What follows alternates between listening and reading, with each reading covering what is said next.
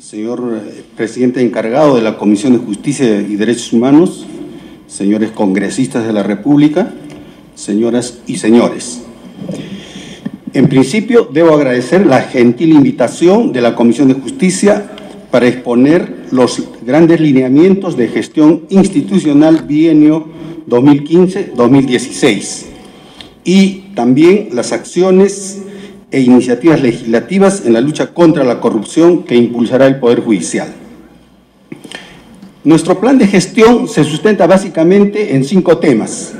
La autonomía del Poder Judicial como un primer tema, el acceso a la justicia e inclusión sociojurídica, un segundo tema, un tercer tema, fortalecimiento de la gestión institucional, cuarto, modernización del Poder Judicial y quinto, lucha frontal contra la corrupción. En cuanto a la autonomía del Poder Judicial, nosotros consideramos en la institución que la autonomía del Poder Judicial pasa por la autonomía presupuestaria, es decir, que si nosotros queremos un Poder Judicial independiente en un contexto de un Estado de Derecho con equilibrio de poderes, es necesario que el Poder Judicial tenga autonomía presupuestaria. En ese sentido, queremos nosotros poner en claro que en la gestión del señor Enrique Mendoza se había propuesto, se había pedido, se había solicitado un presupuesto de 2.834 millones de soles, ¿no?, a la Comisión, ¿no?, bipartita Poder Judicial Ejecutivo. Sin embargo, en el Congreso de la República se aprobó finalmente un presupuesto de 1.694 millones de soles, es decir, hay una brecha de 1.100 millones aproximadamente que no fueron contemplados en el presupuesto final del Poder Judicial. A fin de proponer la reversión de esta situación, consideramos en el Poder Judicial 2 mecanismos para su reversión. En primer lugar, la modificatoria de la Ley 28821, Ley de Coordinación entre el Poder Judicial y el Ejecutivo para la formulación y programación del presupuesto institucional. Y esta ley se dio a raíz de que se demandó ante el Tribunal Constitucional en un proceso competencial la asignación suficiente de recursos para el Poder Judicial. Finalmente, el Tribunal Constitucional, en la sentencia expedida en el expediente 004-2004, CC, resolvió que es competencia del Poder Judicial presentar su proyecto de presupuesto al Poder Ejecutivo, sin que este último lo modifique para su posterior sustentación ante el Congreso de la República, ¿no? Sin embargo, el Poder Ejecutivo modificó el presupuesto y se presentó a la representación nacional en términos y montos muchos, como dije, en un monto aproximado de 1.694 millones de soles. Por otro lado, consideramos que si no es suficiente esta reforma legal, nosotros promoveremos a través de la representación nacional la reforma del artículo 145 de la Constitución, en el sentido de que se provea de recursos al Poder Judicial en no menos del 3% del presupuesto general de la República. En cuanto al segundo tema, acceso a la justicia e inclusión sociojurídica, tenemos que contemplar el primer gran tema de la justicia intercultural. Nosotros pensamos que debemos partir de un reconocimiento de la coexistencia de interculturalidad en la nación peruana y, por tanto, de la coexistencia de 2 sistemas de justicia, la justicia ordinaria y la justicia comunitaria y rondera. Y a partir de esto, pensamos que debe establecerse, implementarse y desarrollarse mecanismos de colaboración entre la justicia ordinaria y la justicia comunal. En ese sentido, la Sala Plena de la Corte Suprema presentó un proyecto de ley en el año 2011, proyecto 313-2011, PJ, llamada Ley de Coordinación de Justicia Intercultural. Y nosotros queremos hacer hincapié en este proyecto. Este proyecto ya ha tenido aprobación favorable de la Comisión de Pueblos Andinos, Amazónicos, Afroperuanos, Ambiente y Ecología. Y está pendiente ante vuestra Comisión de Justicia la aprobación, el dictamen favorable de este proyecto para su implementación y ejecución. Por otro lado, como es conocido, la justicia de paz, que es esencialmente una justicia conciliativa, que tiene una mayor aceptación en la comunidad nacional y que está compuesta por alrededor de 5.700 jueces de paz que básicamente desempeñan sus funciones en los ámbitos más alejados del país. Sin embargo, no tienen la protección del Estado, son jueces ad honorem. Y en este sentido se dictó la Ley de Justicia de Paz, Ley 29824, en donde se estableció algunos beneficios mínimos, como cuáles: la atención médica gratuita, también se contempló un seguro de vida y contra accidentes en el ejercicio de sus funciones, y un seguro de salud mínimo a través del Seguro Integral de Salud.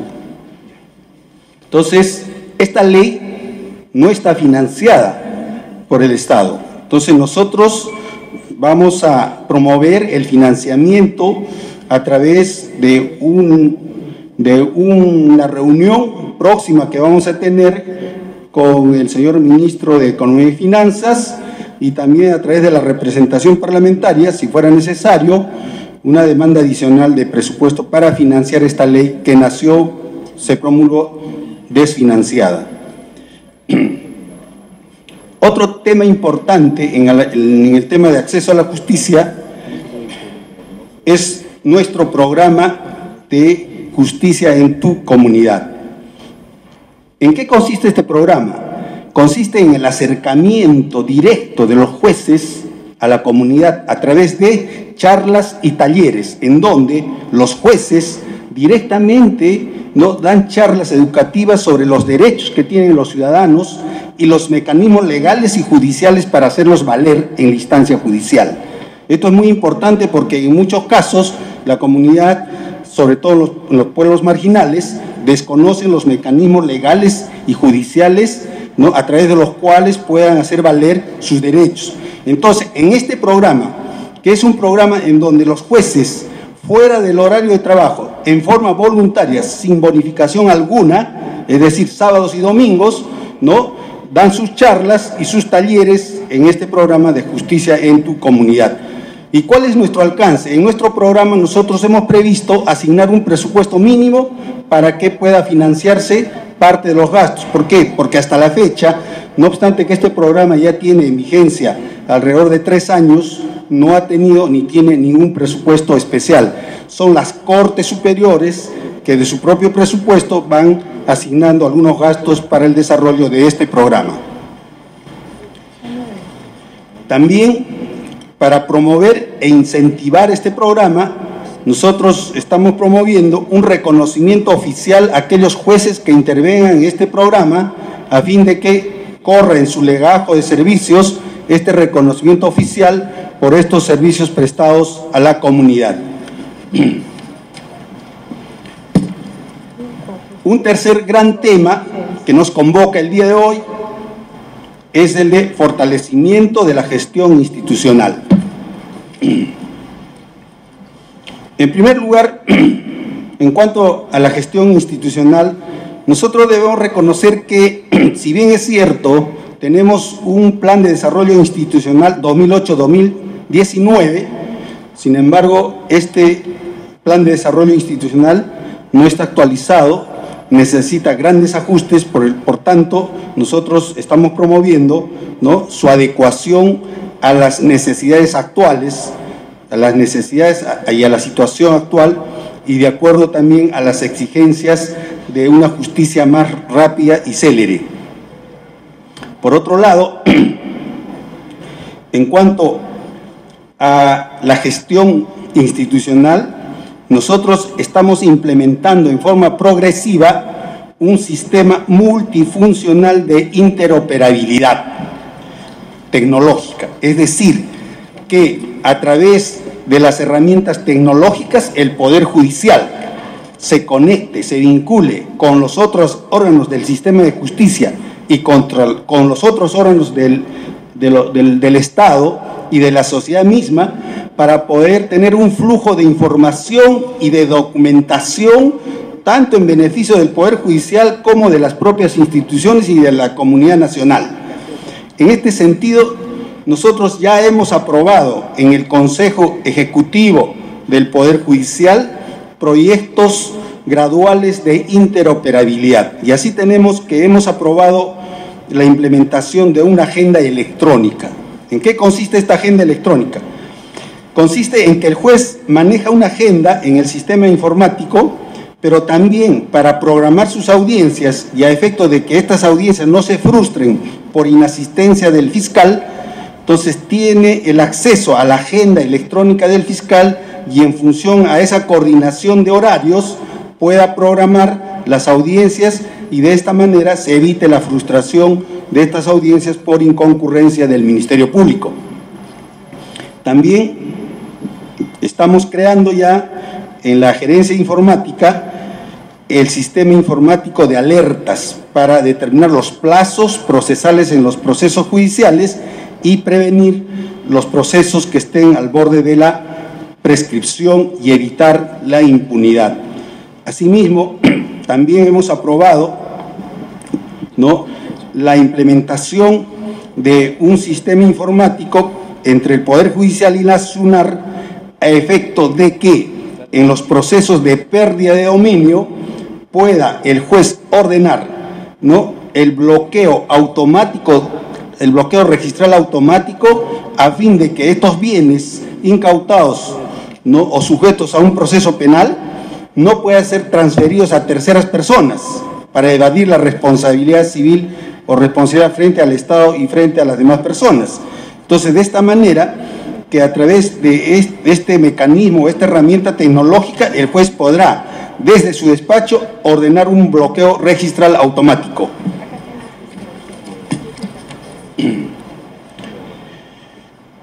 Por otro lado, dentro del tema de gestión judicial institucional, nosotros hemos creado en la penúltima sesión de Consejo Ejecutivo la creación de la unidad de gestión de despacho judicial. Aunque parezca mentira, no teníamos una unidad que se dedique específicamente a la gestión del despacho judicial. En otros sistemas judiciales, como España, entre otros, tienen un organismo específico de gestión de despacho judicial, le llaman a ellos oficina de despacho judicial. Entonces nosotros hemos creado y estamos comenzando a implementar la creación de esta unidad de gestión de despacho judicial. ¿En qué consiste? Consiste en hacer reingeniería del despacho judicial, ¿no?, examinar el flujo de información, de trámites, de expedientes al interior de un despacho, eliminar los cuellos de botella y de esta manera, ¿no?, agilizar los trámites internos dentro del despacho mismo. Y por otro lado, esta unidad de gestión de despacho judicial tendrá por objetivo canalizar todos los alcances y proyectos de mejora continua que propongan las Cortes Superiores y las gerencias de línea para obtener finalmente la optimización del despacho judicial. Y esto no va a representar ningún gasto porque vamos a reasignar personal de otras unidades como la gerencia de planificación, donde hemos detectado que hay un exceso de personal a fin de implementar esta unidad de gestión de despacho judicial. Por otro lado, tenemos también el programa de medición de desempeño jurisdiccional, ¿no? Generalmente, hasta la fecha, siempre hemos medido la productividad de un juez en términos cuantitativos. Sin embargo, pensamos que es necesario complementar esta medición con una medición cualitativa de su producción, de tal manera que se pueda racionalizar el trabajo del juez y también, a la vez, determinar, ¿no?, los ajustes en las competencias de los jueces, la conversión de juzgados, órganos jurisdiccionales transitorios, ¿no?, o el traslado de órganos jurisdiccionales transitorios de descarga de un distrito judicial a otro distrito judicial. También tenemos que en la gestión hemos encontrado que hay un cuestionamiento a los estándares de producción de parte de los jueces. Entonces, hemos formado una comisión a fin de que revise los estándares de productividad. A entender de los jueces, los estándares son muy altos. Sin embargo, en esta comisión vamos a revisar, a reexaminar estos estándares a fin de establecerlos en la medida que corresponda y de esta manera configure una herramienta fundamental en la gestión del despacho judicial. Por otro lado, también estamos diseñando un plan de celeridad procesal. En este plan de celeridad procesal comporta proponer reformas legislativas para ver el tema de plazos y estructura de procesos y también, por otro lado, ver el tema de la reingeniería de los procedimientos y flujo de información y trámites al interior del despacho judicial. Dentro del tema de gestión también hemos visto temas sensibles o procesos de incidencia social, como es la especialidad laboral, familia, comercial y penal. En el tema de proceso laboral tenemos en marcha una reforma procesal laboral, se ha implementado actualmente en 18 distritos judiciales, ¿no?, de los cuales en el presente año se pretende implementar 4 distritos judiciales, ¿no? Igualmente, por otro lado, ¿no?, creemos que es necesario la creación de la Sala de Derecho Público y Laboral. Nosotros tenemos presentado un proyecto ante el Congreso de la República, el proyecto de ley 426/2011 PJ. En este proyecto se propone la modificatoria de algunas normas de la Ley Orgánica del Poder Judicial y dentro de ellas se pretende la creación de esta sala laboral permanente en la Corte Suprema. Por una sencilla razón, en la Corte Suprema, en el año 2014, es decir, el año pasado, en las 3 salas constitucionales, es decir, una permanente y 2 transitorias, se llegó a una carga total y a una producción total de 11.200 expedientes en las 3 salas. Entonces, la propuesta que nosotros estamos haciendo en este proyecto de ley 426/2011 PJ es que una de las 2 salas transitorias se convierta en permanente, es decir, que no importará un presupuesto adicional, porque ya el gasto se hace a través de las salas transitorias. Hay infraestructura también para implementar esta sala permanente en lugar de una de las transitorias, de tal manera de que creemos que la creación de esta sala laboral permanente es sumamente viable. Por otro lado, nosotros pretendemos optimizar las unidades ejecutoras, es decir, continuar con este proceso de desconcentración administrativa. Actualmente tenemos 11 unidades ejecutoras, las cuales administran directamente su presupuesto en cada distrito judicial, ¿no? Si bien es cierto, no en el 100%, pero por lo menos en un porcentaje considerable, restándole algunos aspectos como las compras corporativas que se hacen a nivel nacional, como es el tema del equipamiento tecnológico, entre otros. En cuanto al tema de modernización, tenemos el rubro de la infraestructura en el Poder Judicial. En marzo del 2013 se emitió la resolución administrativa 038/2013 del Poder Judicial que declaró en emergencia inmobiliaria el Poder Judicial.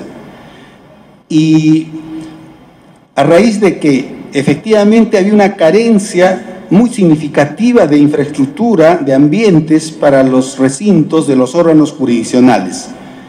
Como prueba de ello es que a nivel nacional el Poder Judicial solo tiene el 31.2% de bienes en propiedad. El resto, ¿no?, es de propiedad ajena, de otros entes públicos y aún algunos privados, pero fundamentalmente públicos, a través de diversas figuras contractuales, ¿no?, como cesión en uso e incluso alquileres, ¿no? Nosotros en el Poder Judicial gastamos 24 millones de soles al año en alquileres, es decir, ¿no?, Con esos 24 millones podríamos estar edificando varios recintos, ¿no?, para los órganos jurisdiccionales. Entonces, nuestra propuesta concreta, y esto lo vamos a formalizar ante el Ministerio de Economía y Finanzas, es que se adelante por lo menos los 5 años próximos esos 24 millones a fin de que se edifique y se trate de satisfacer esta necesidad de infraestructura, ¿no? Por otro lado, ¿no?, nosotros tenemos en total 192 proyectos de inversión pública. De estos 192 proyectos de inversión pública, tenemos que actualmente, ¿no?, tenemos 85 proyectos que se encuentran inactivos, ¿no?, y que de todos ellos, ¿no?, 13 se encuentran con financiamiento, pero que vienen de ejecutarse de años anteriores. Es decir, que esos 13 proyectos, ¿no?, se vienen ejecutando desde hace 2-3 años, y que para nuevos proyectos de inversión en el presupuesto no se ha asignado un solo centavo, ¿no? De tal manera de que nosotros pensamos que precisamente cuando se hace el recorte presupuestario del Poder Judicial de 2.834 millones a 1.694, precisamente nuestra pretensión era cubrir estos proyectos de inversión pública, muchos de ellos con código SNIP. Finalmente, en esta parte relativa a la gestión, tenemos un proyecto de gran envergadura y alcance, el proyecto de la notificación electrónica en todos los distritos judiciales y en todo tipo de procesos judiciales, incluso en los procesos no contenciosos. Veamos cuál es el significado, la importancia de este proyecto. La implementación de esta notificación electrónica en todos los procesos y en todas las especialidades reportará la reducción de la duración de los procesos judiciales entre un 35 a 45% de duración, ¿no? Entonces, esto significa que los procesos deben reducirse en esa magnitud si nosotros llegamos a implementar esta notificación electrónica. Nuestro proyecto está dirigido a implementarse, ¿no?, en el curso de la gestión, es decir, durante el año 2015 y 2016, de tal manera que a diciembre del 2016 consideramos que debe culminarse este proyecto. Ahora, en cuanto a la fuente de financiamiento, en primer lugar, nosotros pensamos que el presupuesto estimado es de 21 millones de soles en 2 años, 2015-2016. En primer lugar, solicitaremos al Ministerio de Economía y Finanzas, no que nos pongan los 21 millones, pero por lo menos que nos cubra el 50 o 60% del presupuesto, de los 21 millones. Y el resto, nosotros podemos afrontarlo con una parte de la cooperación internacional. El Banco Mundial ya nos ha ofrecido 1.600.000 soles, el BID también nos ha ofrecido, no ha determinado el monto, pero por otro lado nosotros, haciendo una repriorización de necesidades y de presupuesto, pensamos cubrir esos 21 millones, que es el costo total del proyecto en estos 2 años. En ese sentido, consideramos que este proyecto es sumamente viable, y no solamente viable, sino sumamente beneficioso para la justicia peruana. En cuanto a la justicia penal, tenemos que actualmente se ha implementado el Código de Procesal Penal en 23 distritos judiciales, hasta la fecha. Para este año se pretende implementar 4 distritos judiciales, ¿no? Y en el 2016 terminar la implementación hasta cubrir los 33 distritos judiciales. Es decir, que en este año se pretende implementar las cortes de Apurímac, ¿no?, Huancavelica, a 1 de abril del 2015 y al 1 de julio del 2015, ¿no?, Ayacucho y Junín. Por otro lado, en el año 2016 se pretende implementar las 5 cortes de Lima y Callao, en total 6, con lo cual cumpliríamos los 33 distritos judiciales.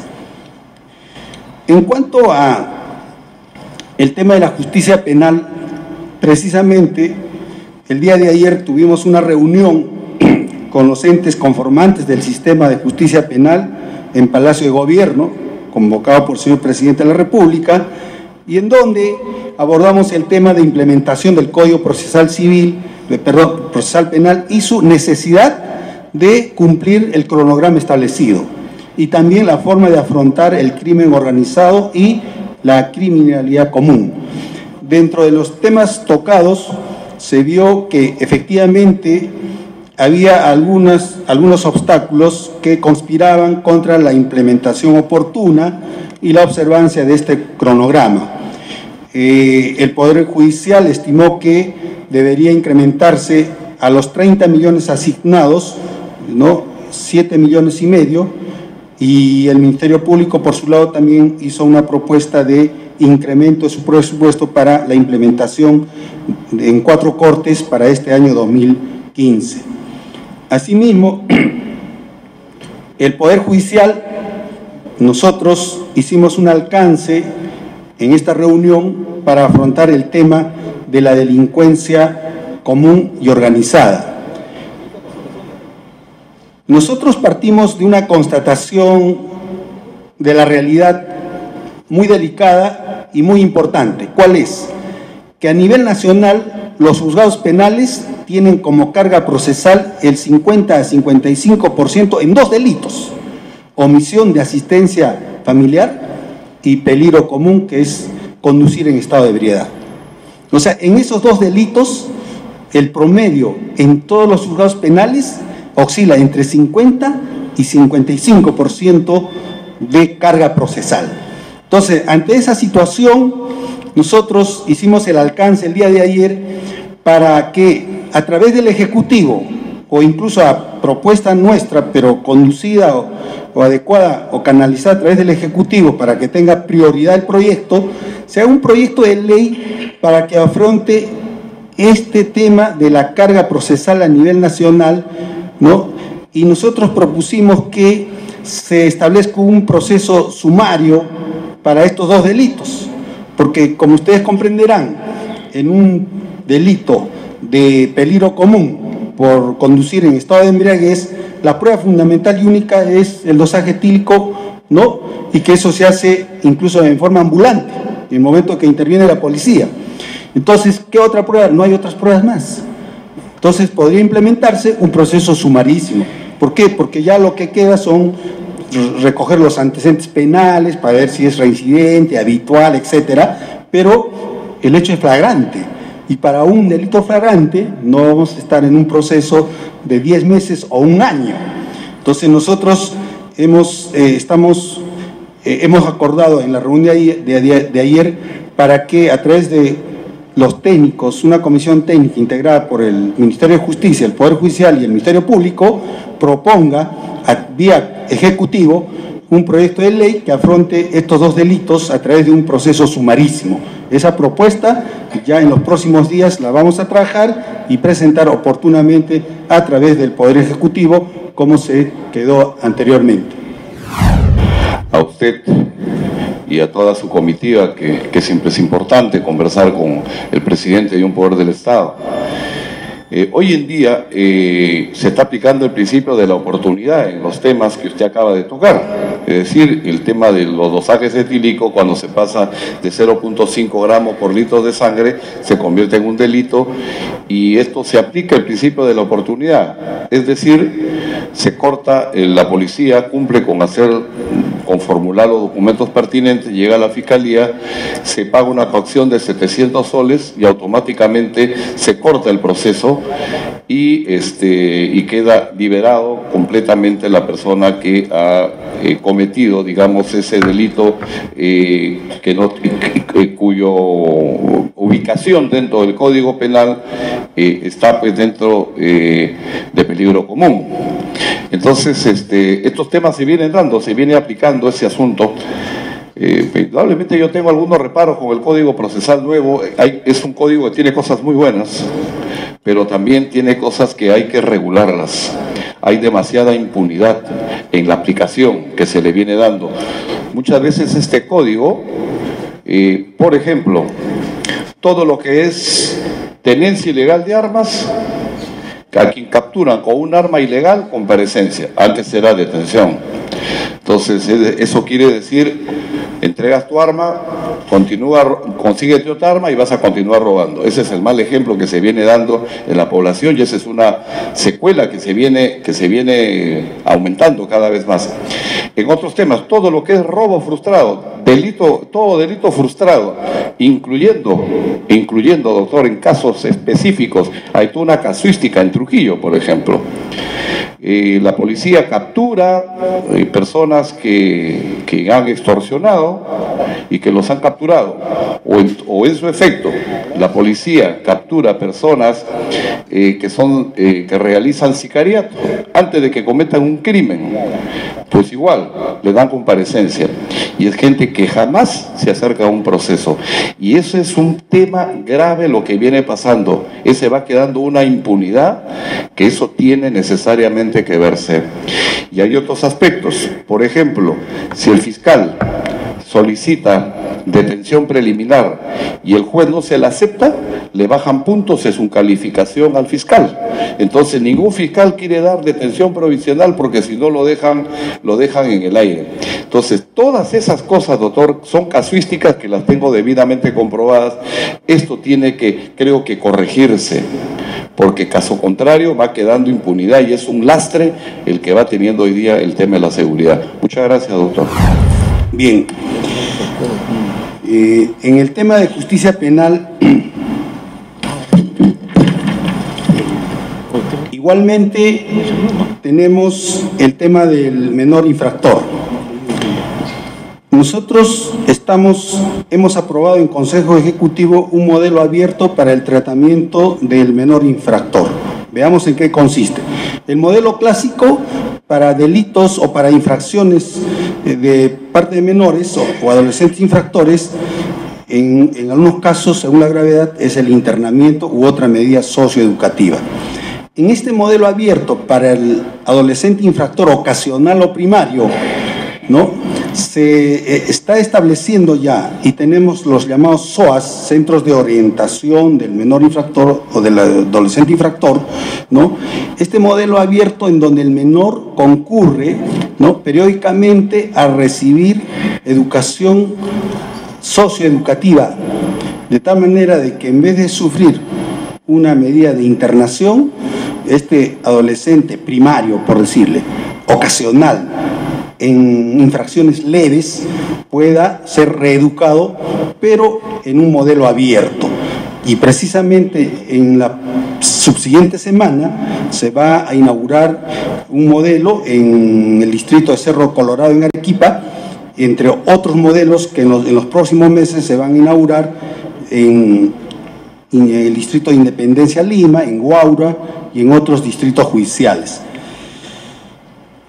En cuanto a la lucha frontal contra la corrupción, que es el quinto tema que nos convoca, tenemos que abordar el tema desde dos ámbitos, en el ámbito interno y en el ámbito externo. En el ámbito interno, consideramos que es necesario fortalecer a las oficinas de control de la magistratura y a las oficinas desconcentradas a nivel nacional. Nosotros hemos tenido 2 reuniones de trabajo con la señora jefa de la OSMA, la doctora Ana María Aranda, y nos ha expuesto las necesidades de recursos materiales, tecnológicos, y nosotros en los próximos días ya hemos procesado, se han procesado también las compras, y estamos fortaleciendo con el incremento de recursos materiales, ¿no?, a la Oficina de Control de la Magistratura y también a las oficinas desconcentradas llamadas ODEGMAS, ¿no? Por otro lado, nosotros estamos promoviendo y efectivamente estamos ya revisando un proyecto inicial que presentó la OSMA sobre 2 reglamentos.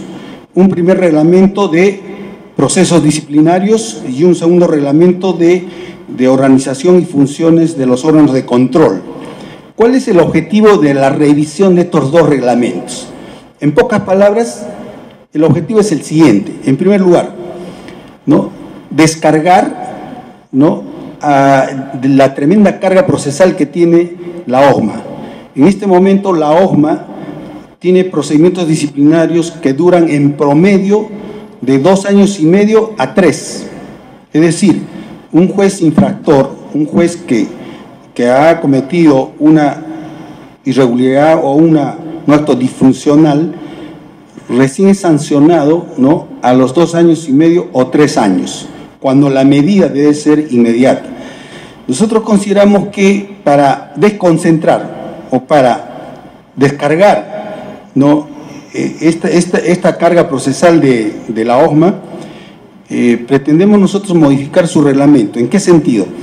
Que las infracciones menores, más leves, sean sustanciadas y resueltas en cada distrito judicial. Es decir, en las ODEJMAs de cada corte superior se establezca 2 instancias, ¿no?, en donde termine finalmente en una sanción o una absolución al magistrado o servidor judicial, de tal manera que ya no llegue, como ahora sí llega a la OJMA en recurso de apelación.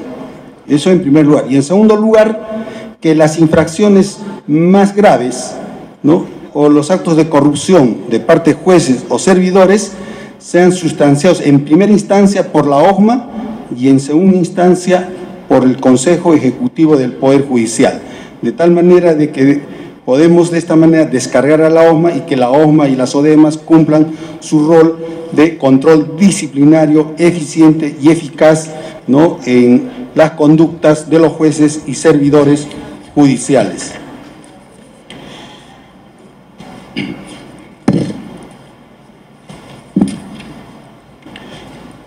En el presente año 2014, el Consejo Ejecutivo del Poder Judicial, que también presido, ha impuesto 9 sanciones de destitución a jueces de paz. Es decir, 9 jueces de paz han sido destituidos por grave inconducta funcional.